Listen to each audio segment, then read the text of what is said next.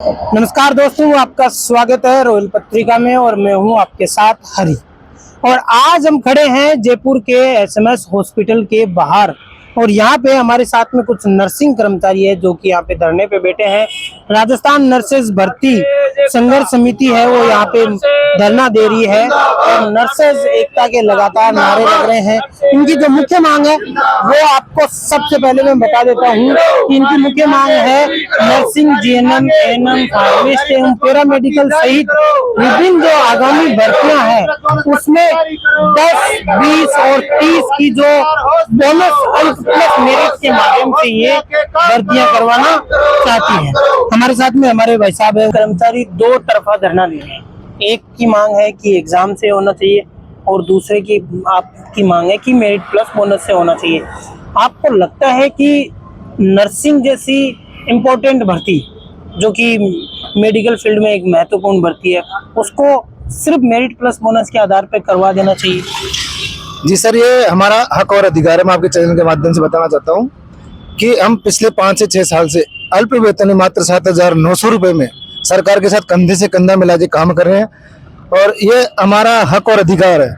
क्योंकि हमारी जो पिछली भर्ती हुई है, चाहे आप 2013 वाले उठा के देख लो, 2018 वाले देख लो, लेटेस्ट जो 8,750 की नियुक्ति माननीय राजा साहब गजेंद्र सिंह खींवसर ने दी है वो भी इसी तर्ज पे हुई है। हमको ये सरकार से नहीं मांग नहीं कर रहे कि हमारी उसमें यथावत रखते हुए हमारी जो भर्ती पूरक बातें हुई है वैसे के वैसे हमारी भर्ती हम मांग करते हैं सरकार से।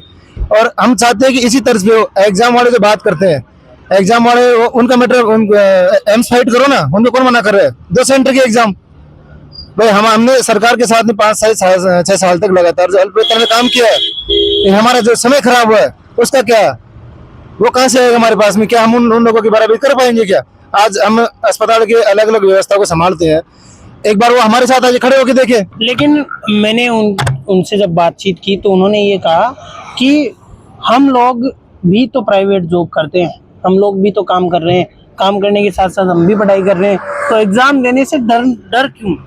देखिए साहब, एग्जाम कैसा है कि एनएचएम की वैकेंसी निकलती है राजस्थान सरकार में, सीएचए की वैकेंसी निकलती है, सेंटर की दुनिया भर की एग्जाम निकलती है।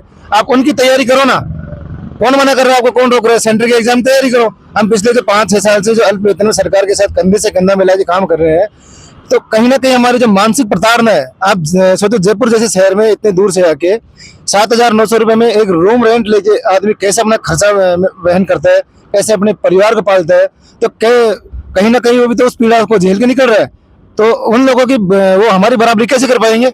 कभी नहीं कर पाएंगे, क्योंकि हमने ये संविधा का दंड से झेला है। और सरकार कहीं ना कहीं में 7,900 रुपए का लॉलीपॉप देती है कि आप अगर सरकार को खत्म करना, ठेका प्रथा खत्म करे।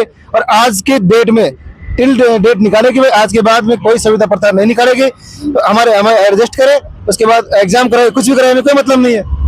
सारी चीज ऐसे यथावत रखिए उनको। अच्छा, आप कह रहे हो आपने सरकार के साथ कंधे से कंधा मिला के काम किया, लेकिन क्या लगता है विधानसभा में ये मुद्दा उठा, सरकार आपके पास? बिल्कुल साहब, हमने देखो लगभग बीसी बीजेपी सरकार के कम से कम 10 से 15 मंत्रियों की डिजायर हमने लिखवाई है और लगभग 130 मंत्री एमएलए की विधायक हमारे पास में डिजायर लिखी हुई है। और विधानसभा में हमारा खूब अच्छे से मुद्दा उठाया है, पक्ष और विपक्ष दोनों के लोगों ने उठाया है। आप मुझे बताओ कि सरकार बोलती है कि हमने इतनी भर्तियां करवाई।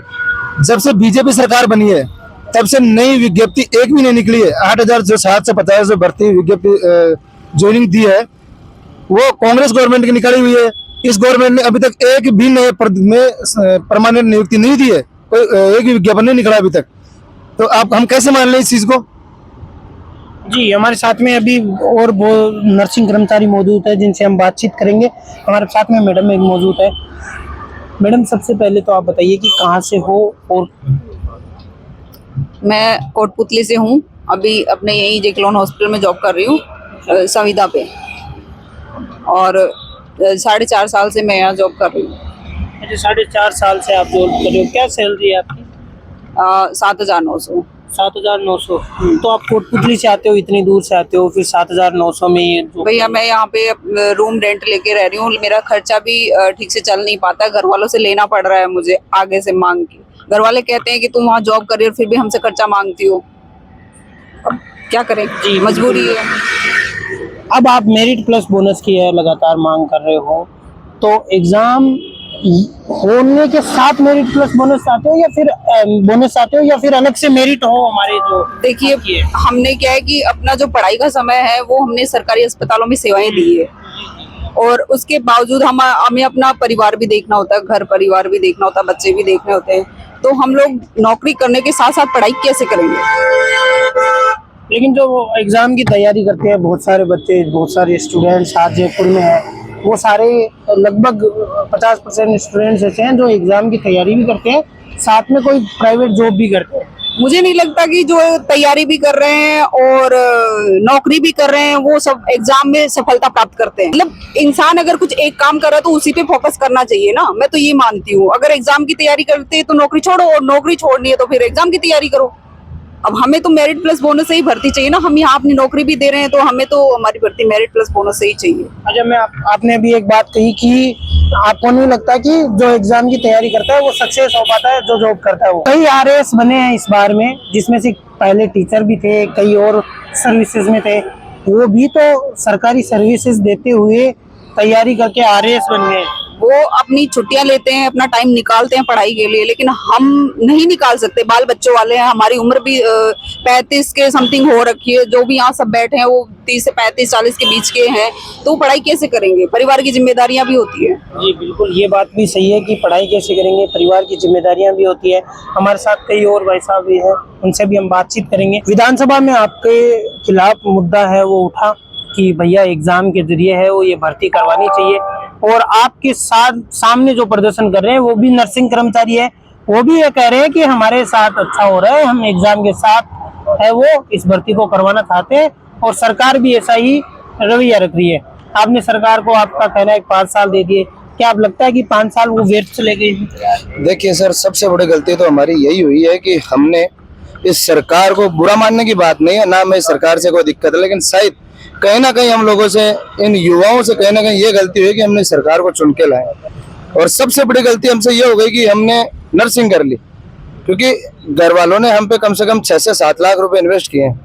हमने उन सबको छोड़ते हुए सरकार के साथ कोविड काल से काम करते हुए आ रहे हैं, और सभी ने कोविड काल देखा। उस वक्त कोविड में क्या था क्या नहीं था ये सब आप लोगों ने भी देखा है। ये वही सरकार उस वक्त हम पे पुष्प वर्षा कर रही थी, और आज जब हमारा इंटरेस्ट का वक्त आया कि सर हमने आपको ये सुविधाएं दी थी, हमने ये सारे काम करके दिखाए, आपको धरातल पे राजस्थान का नाम किया, वैक्सीनेशन में राजस्थान को अव्वल ला किया है, तो कम से कम हमें उसका कुछ इंटरेस्ट दीजिए। तो सरकार ने बदले में ये कहा कि आप तैयारी करो एग्जाम की।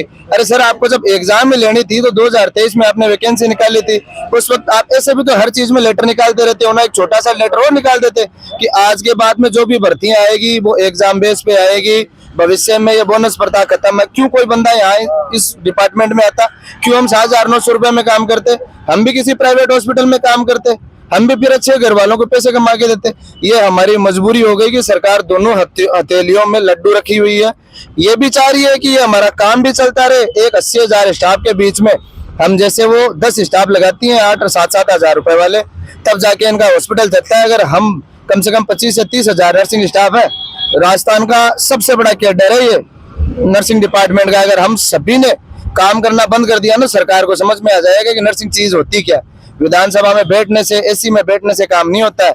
हम लोगों ने धरातल पे सरकार को काम करके दिखाया है, राजस्थान का नाम करके दिखाया है, तभी हम पे पुष्प वर्षा हुई है, वरना पुष्प वर्षा ऐसे नहीं होती। सर, सरकार को ये चीज समझ में आनी चाहिए कि हम थके हुए हैं, हारे हुए हैं। कम से कम 170 से 180 विधायकों से हमने डिजायरें लिखवाई है, लेटर पैड पे इतने ज्ञापन दिए, ब्लड से इतने हमने ज्ञापन दिए हैं, सरकार समझने को तैयार नहीं है। हम बार बार सरकार को चेता रहे हैं कि इतना भी मजबूर मत करो कि हम फिर और कोई रास्ता अपनाने पे मजबूर हो जाए। हमारे घर वाले हम पे आज थोड़ा बहुत तरस खा रहे हैं, कल को वो भी तरस खाना बंद कर दे तो हम कहीं के नहीं रहेंगे, ना घर के ना घाट के।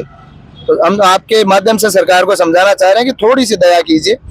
हम भी इंसान ही हैं, कोई रोबोट नहीं है, तो इधर उधर भटकते रहेंगे भूतों की तरह। थोड़ी सी दया कीजिए, कम से कम थोड़ी सी तो शीतलता दीजिए। हम भी आपके इस संस्था को आगे बढ़ाने वाले लोग हैं।